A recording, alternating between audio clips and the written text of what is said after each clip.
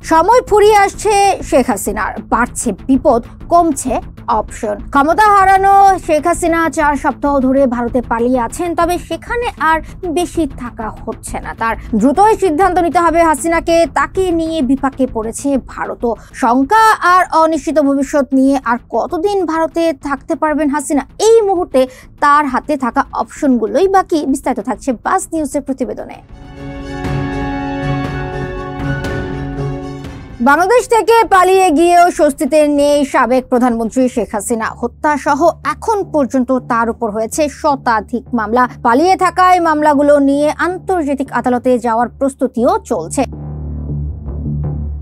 ভারতের আইন অনুযায়ী লাল পাসপোর্টধারী যে কেউ বিনা ভিসায় 45 দিন থাকতে পারবেন। এর মধ্যে কেটে গেছে 27 দিন। ইতিমধ্যে বাতিল করে দেওয়া হয়েছে হাসিনার কাছে থাকা লাল পাসপোর্টও। তাই নতুন করে বিনা পাসপোর্টে ভারতে থাকার মেয়াদও বাড়াতে পারবে না ভারত, না পাঠাতে পারবে তৃতীয় কোনো দেশে।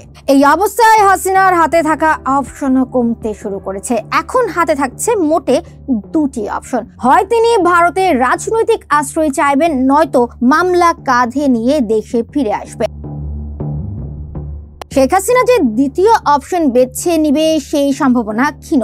সেক্ষেত্রে তার সামনে এখন শুধু একটাই অপশন থাকবে, ভারতের রাজনৈতিক আশ্রয় গ্রহণ। কিন্তু ভারত কি হাসিনাকে রাজনৈতিক আশ্রয় দিবে? এটা নিয়ে উভয় সংকটেই পড়েছে ভারত। কেননা স্বৈর শাসক হাসিনাকে আশ্রয় দিলে বাংলাদেশের সাথে ভারতের কূটনৈতিক সম্পর্ক তলানিতে গিয়ে ঠেকবে। এমনিতেই বাংলাদেশ এখন ভারত বিরোধী মনোভাব সবচেয়ে বেশি। পাসপোর্ট বাতিল হয়ে যাওয়া শেখ হাসিনা এখন দেশহীন হয়ে পড়েছে। অন্য কোনো দেশে যাওয়ার ইচ্ছে থাকলেও তা হাসিনার জন্য খুবই কঠিন।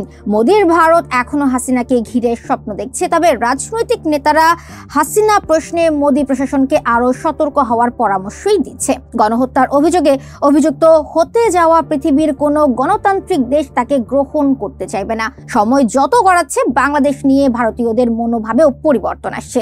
এই অবস্থায় হাসিনার দেশে ফেরা ছাড়া আর কি কোনো বিকল্প আছে? এতদিন এই অঞ্চলে ভারতের বন্ধু বলতে শুধুই বাংলাদেশ ছিল। ভুল নীতি কৌশল গ্রহণ করে নিশ্চিতভাবেই সেটুকু হারাতে চাইবে না ভারত। শেখ হাসিনার পতনের ঘটনা প্রমাণ করে ভুল কৌশলের উপরেই ছিল ভারতের বাংলাদেশ নীতি। হাসিনাকে ফিরিয়ে দিয়েই কি সেই ভুলের মাসুল দিবে মোদি সরকার? কি মনে হচ্ছে আপনাদের? কমেন্ট বক্সে জানিয়ে দিন। দেখছিলেন বাস নিউজ। ধন্যবাদ।